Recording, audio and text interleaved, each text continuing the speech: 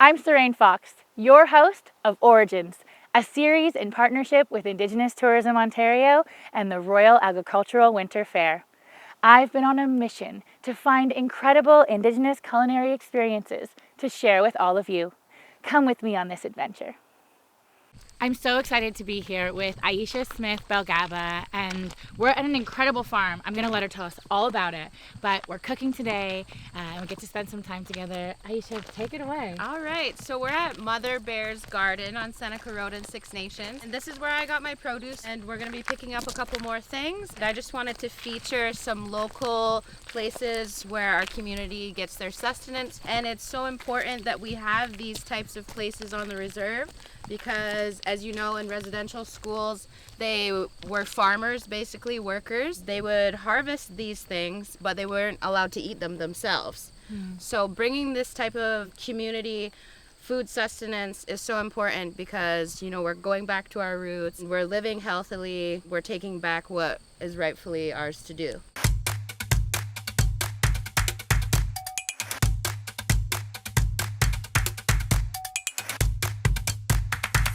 So this grocery store is incredible. Right? What is this?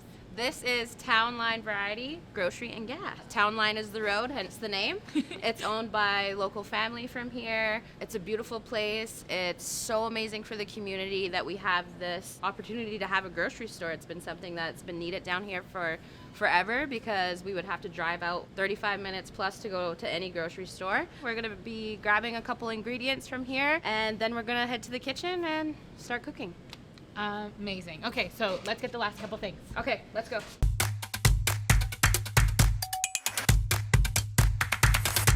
This is the exciting part. We're back at Our Sustenance. Yeah. This is the home of The Survivor Secretariat. Shout out to them. Thank you for the kitchen. We love it. Chimiquich. Tell me about what's going to happen. Okay, so what's happening today is this is all locally sourced vegetables. I have a salad that's prepped.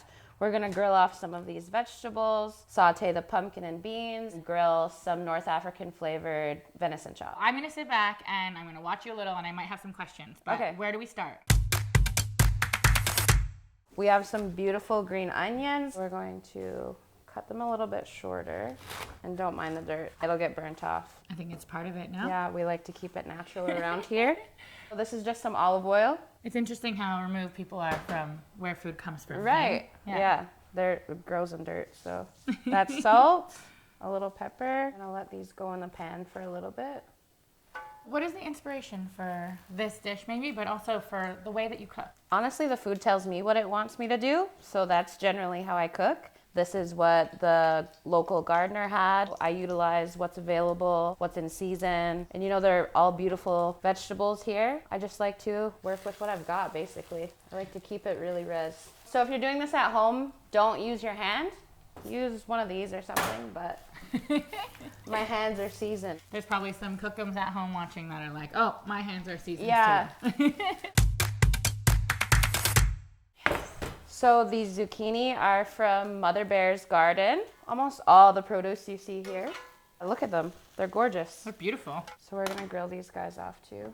Salt, pepper, olive oil. It's amazing the different color you get from local vegetables. And they're all unique, different sizes, shapes. In regular grocery stores, they want everything to be uniform, one color, this way, and it's seen as not as good because it looks different, which is a representation of our society we live in today. Who cares if it's got lumps on it? It's still a good vegetable. It is cool that there are more and more companies who are getting into the business of what they call ugly fruits and veg.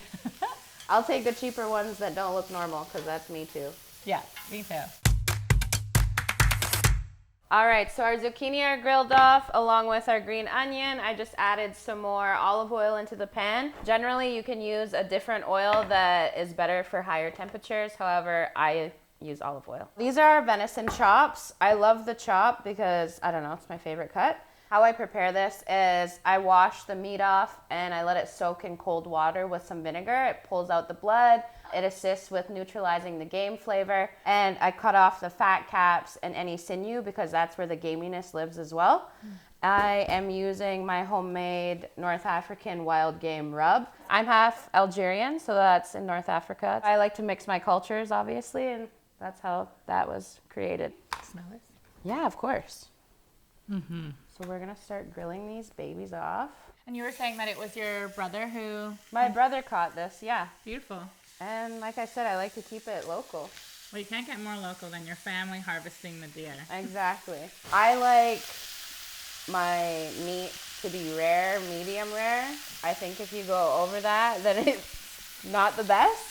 Control the heat, because if you cook it to medium on super, super high heat, then you dry it out because it makes the tissue constrict. So then that's why it gets tough. I was at a ceremony in the Dakotas at a buffalo hunt.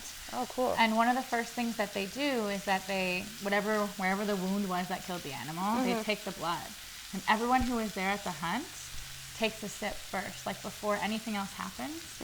And you know, when that's coming at you, you don't know, you have a visceral reaction. Yeah. And it was interesting for me because I can still remember the exact taste. Like, it's like grass.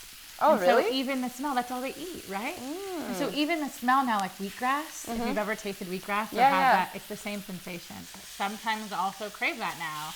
And that's pretty normal for women because of iron. Yeah. So we used to get a lot more iron from cooking our food. And so where are you serving in town? What does your cooking experience look for community?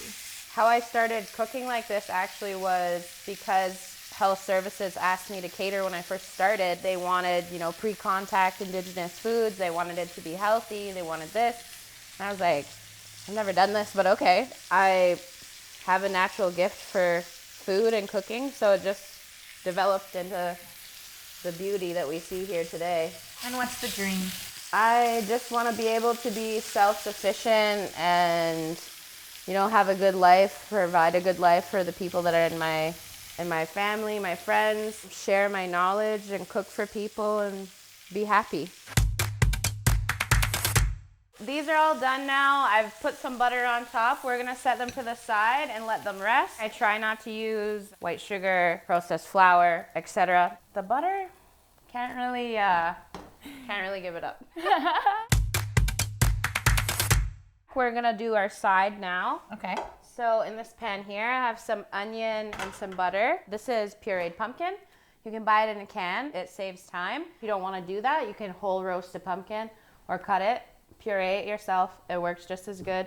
If you don't have pumpkin, you could use carrots. If you don't have carrots, you could use squash. Just use whatever you've got, basically. I just like doing the pumpkin because I'm busy, as a lot of people are, so it helps me save time and still get really good sustenance, vitamins. Such a good color, too. Yeah, it's beautiful.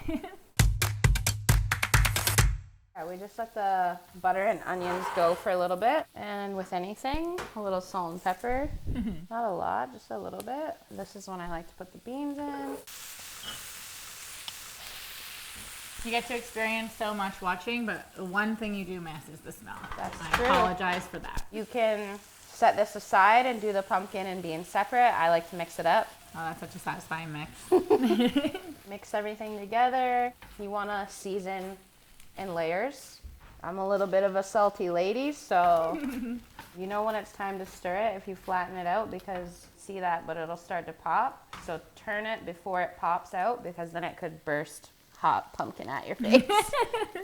Safety first. Safety first. And basically we're just reheating everything, making sure that it's flavored nicely. You can add garlic in here. You could add whatever you want. All right, this is done.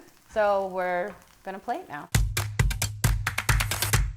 I pre-made a salad. This has some beets, fresh beans. I just blanched them for a couple of minutes. There's live corn in here, dried cranberries, pumpkin seeds, and this is a homemade vinaigrette. It's maple sumac. So there's sumac, maple syrup in here, apple cider vinegar. It's delicious. We're gonna put that on our salad. Our venison's here. Yeah, of course. So we're gonna get to plating. Our pumpkin and bean mixture is gonna go on the bottom. And we're gonna take a choppy, plate it. We're gonna do our grilled veg right here. This guy wants to be different. You do you. And we have some of our grilled onions here.